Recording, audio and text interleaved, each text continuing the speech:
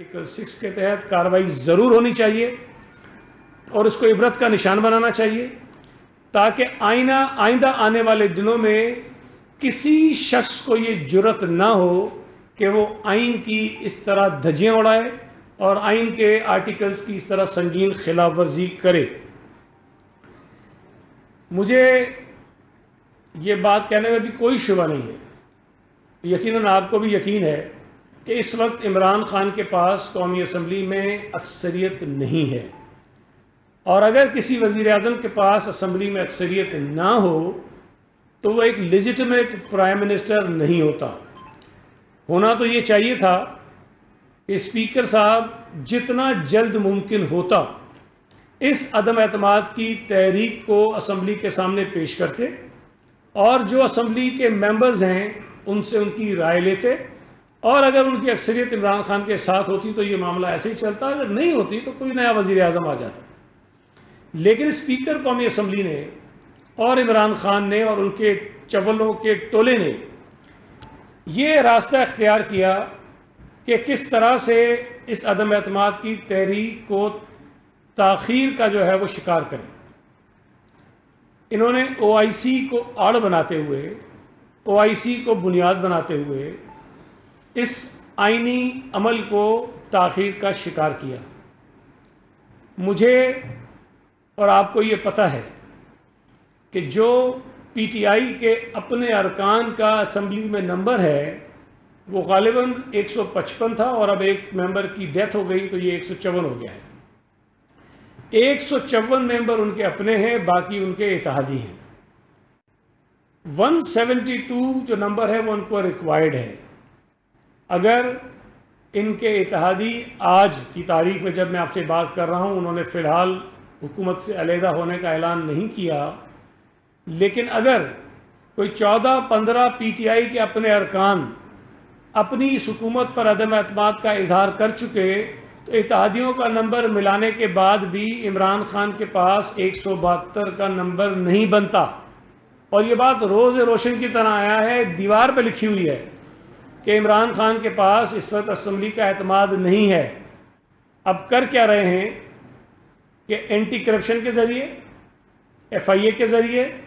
Intelligence bureau کے ذریعے P T I کی اس نالائق حکومت نے ان تینوں اداروں کو یہ ٹاسک دیا کہ اپوزیشن کے ایم این ایز اور جو پی ٹی آئی کے ایم این ایز ان سے ناراض ہیں ان کے خلاف جھوٹے مقدمات بنائے جائیں، ان کے خلاف کارروائیاں کی جائیں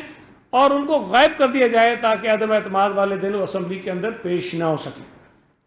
اس کا پہلا جو آپ نے واقعہ دیکھا وہ پارلیمنٹ لاجز کے اوپر اسلام آباد پولیس کا حملہ تھا۔ اس حملے میں 2 ایم این ایز جو جے یو آئی ایف کے تھے ان کو گرفتار کیا گیا، وہاں کئی ایم این ایز کے اوپر تشدد کیا گیا، سینیٹرز کے اوپر تشدد کیا گیا، پارلیمنٹ لاجز کے دروازے توڑے گئے، وہاں فرنیچر میں توڑ پھوڑ کی گئی، اور وہاں جے یو ایف کے جو کارکن تھے ان کو گرفتار کر لیا گیا۔ اب یہ بات ذہن میں رکھیں کہ جو لوگ گرفتار ہوئے ان کے اوپر کوئی بھی ایلیگیشن وہ لگاتے ہوں لیکن ان کے پاس کوئی اسلحہ نہیں تھا، انہوں نے کسی کے اوپر حملہ نہیں کیا تھا، انہوں نے کوئی غیر قانونی ایکٹ نہیں کیا تھا جب ان کو گرفتار کیا گیا۔ اور وہ جو گٹر وزیر ہے جو بدقسمتی سے اس ملک کا وزیر داخلہ بنا ہوا ہے، وہ بیٹھ کے کہہ رہا تھا کہ ہم ان کے خلاف دہشت گردی کے مقدمات دائر کریں گے، دہشت گردی کے مقدمات، صرف اس لیے کہ وہ لوگ پارلیمنٹ لاجز میں ٹھہرے ہوئے تھے۔ اپوزیشن کا دباؤ پڑا، ان کو چھوڑنا پڑا۔ اس صورتحال کو دیکھتے ہوئے کئی پارلیمنٹیرین جو پیپلز پارٹی کے تھے، پی ایم ایل این کے تھے اور پی ٹی آئی کے تھے، انہوں نے سندھ ہاؤس میں رہائش اختیار کر لی تاکہ ان کے جو بدماشی ہے، جو غنڈہ گردی ہے، اس سے وہ اپنے آپ کو بچا سکیں اور اپنی فیملیز کو بچا سکیں۔ لیکن سندھ ہاؤس میں رہنے کے نام پر ان کے اوپر الزامات لگائے گئے کہ سندھ حکومت نے جو ہے وہ پتہ نہیں بوریاں وہاں کٹھی کی ہوئی ہیں اور کروڑوں روپے ان ممبرز کو دے رہے ہیں اور ان کو ہم نے قید کیا ہوا ہے۔ جب یہ چیزیں سامنے آئیں، ان ایم این ایز نے خود میڈیا کے لوگوں کو بلایا، آپ کے تمام چینلز کے اینکرز کو بلایا، ان کو انٹرویوز دیے، ان سے بات کی اور قرآن پر حلف دیے کہ انہوں نے کسی سے نہ کوئی 1 روپیہ لیا ہے، نہ کسی نے ان کو آفر کی ہے اور نہ ہی ان کو کسی نے قید کیا ہے۔ لیکن اس کے بعد سندھ ہاؤس پر جو حملہ ہوا اس حملے نے ان تمام ایم این ایز کے وہ خدشات درست ثابت کر دیے کہ یہ حکومت ان کے پیچھے پڑی ہوئی ہے، کسی بھی صورت میں ان کو قابو کرنا چاہتی ہے، ان کے خلاف کیسز بنانا چاہتی ہے، ان کے اوپر حملے کروانا چاہتی ہے۔ اور آپ دیکھ رہے ہیں پچھلے 3-4 دنوں سے پورے پاکستان میں ان ایم این ایز کے گھروں پر حملے ہو رہے ہیں، ان ایم این ایز کے بچوں کو دھمکیاں دی جا رہی ہیں، ان ایم این ایز کو یہ کہا جا رہا ہے اگر تم گلیوں میں نکلو گے تو لوگ تم پہ حملے کریں گے۔ اور کل کراچی میں بھی ایک ایم این اے کے گھر پر پی ٹی آئی کے گنڈوں نے 2 ایم پی ایز کی سربراہی میں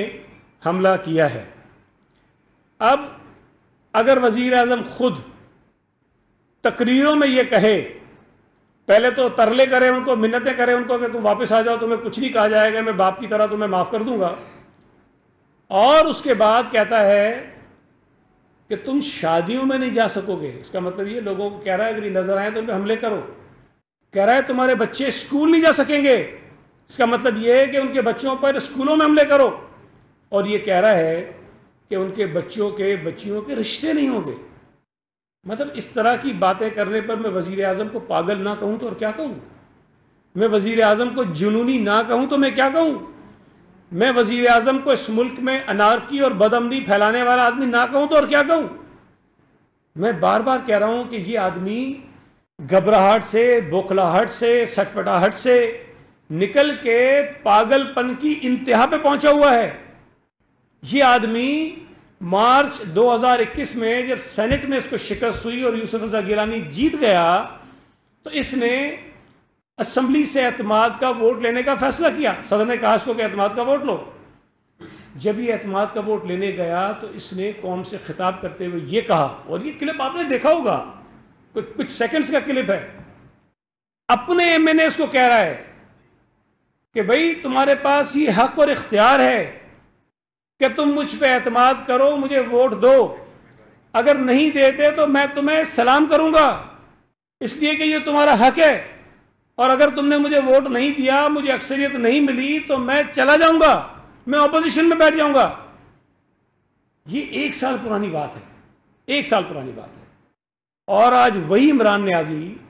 اس حد تک گر چکا ہے کہ ان ایم این ایز کے گھروں پہ حملے کروا رہا ہے، ان ایم این ایز کے بچوں کو دھمکیاں دے رہا ہے، ان ایم این ایز کی بیٹیوں کو دھمکی دے رہا ہے، لوگوں کو اکسا رہا ہے کہ جا کر ان کے گھروں پر، ان کے بچوں پر، ان کی فیملیز پر حملے کرو۔ میں یہ سمجھ رہا ہوں کہ عمران خان نے اس ملک کی سیاست میں جو غلاظت پیدا کر دی تھی، یہ اس کو مزید پروان چڑھا رہا ہے۔ چھاٹ چھاٹ کے جو لفنگے تھے، لچے تھے، اس کو اس نے سیاست کے اندر دھکیلا،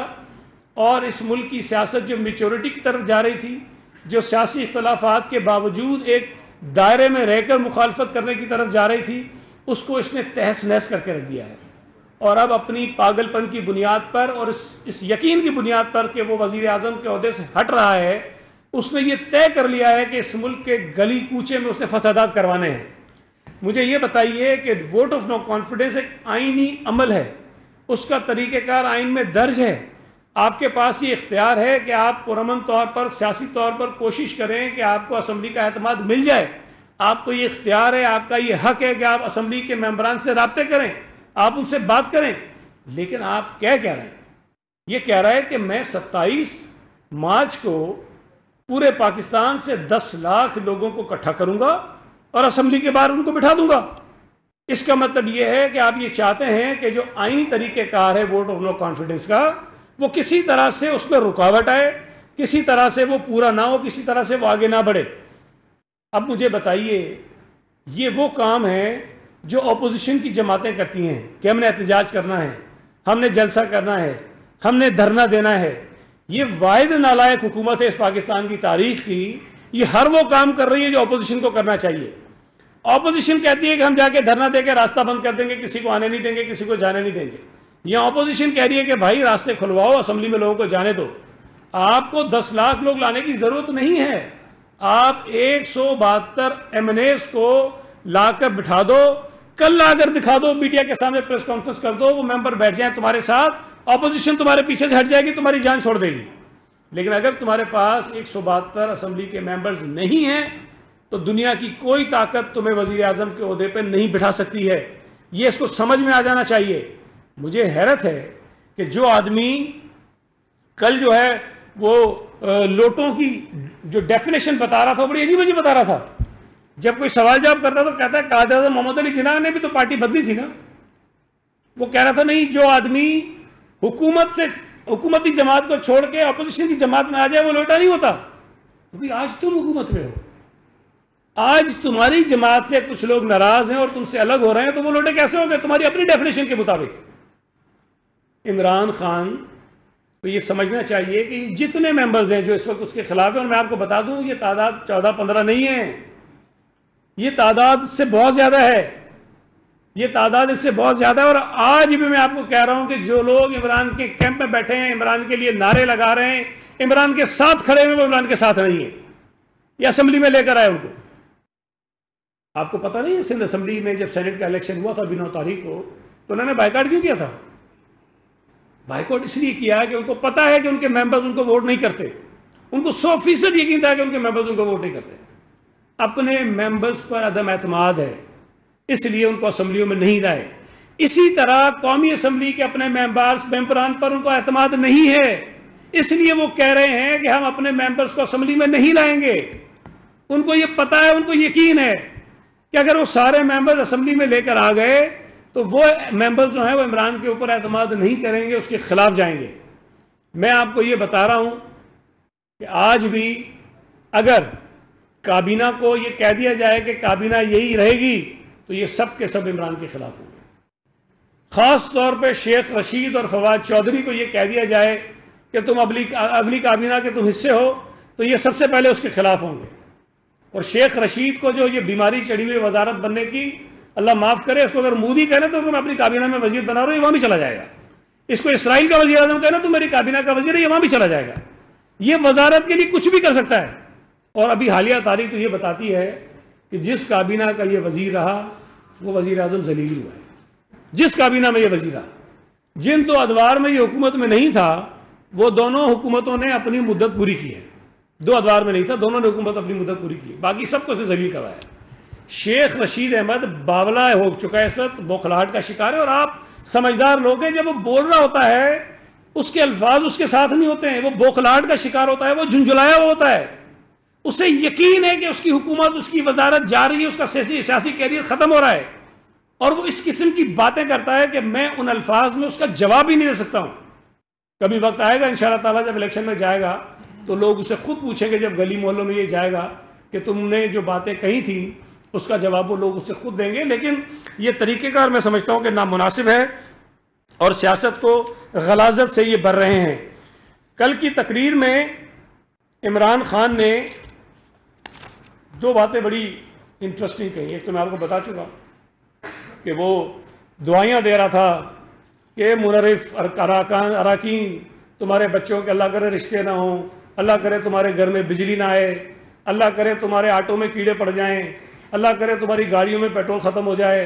اللہ کرے تم سارا دن لوڈ شیڈنگ کا سامنا کرو, اللہ کرے تم گھر سے نکلو تو دودھ تمہارے سر پہ تپ تپاتی رہے, اللہ کرے کہ تمہیں عید کے کپڑے کوئی نہ سی کر دے. انشاءاللہ اتنی دعائیں دے رہا تھا, آہیں بھر رہا تھا. لیکن اس کے ساتھ ساتھ ایک اور بات کہی جو ہم ہمیشہ کہتے ہیں کہ یہ نریندر مودی کا پولنگ ایجنٹ تھا, چیف پولنگ ایجنٹ تھا. اس نے نریندر مودی کے الیکشن میں اس کے لیے نیک خواہشات کا اظہار کیا تھا. اس نے کہا تھا کہ اگر نریندر مودی جیتے گا تو کشمیر کاز کو بڑا فائدہ ہوگا. کل وہ کہہ رہا تھا کہ بھارت کی جو خارجہ پالیسی ہے میں اس کو سراہتا ہوں. وہ کہہ رہا تھا کہ بھارت کی جو خارجہ پالیسی ہے وہ اس کے عوام کے حق میں ہے. وہ کہہ رہا تھا کہ بھارت کی جو خارجہ پالیسی ہے میں اس کو سلام پیش کرتا ہوں. یہ بات تو ہم کئی عرصے سے کہہ رہے ہیں کہ تمہاری ناکام خارجہ پالیسی کی وجہ سے پاکستان پوری دنیا میں تنہا ہو گیا ہے, اور بھارتی خارجہ پالیسی کی وجہ سے ہر ملک بھارت کی خارجہ پالیسی کی سپورٹ کر رہا ہے. ہر ملک کشمیر کاز پر بھارت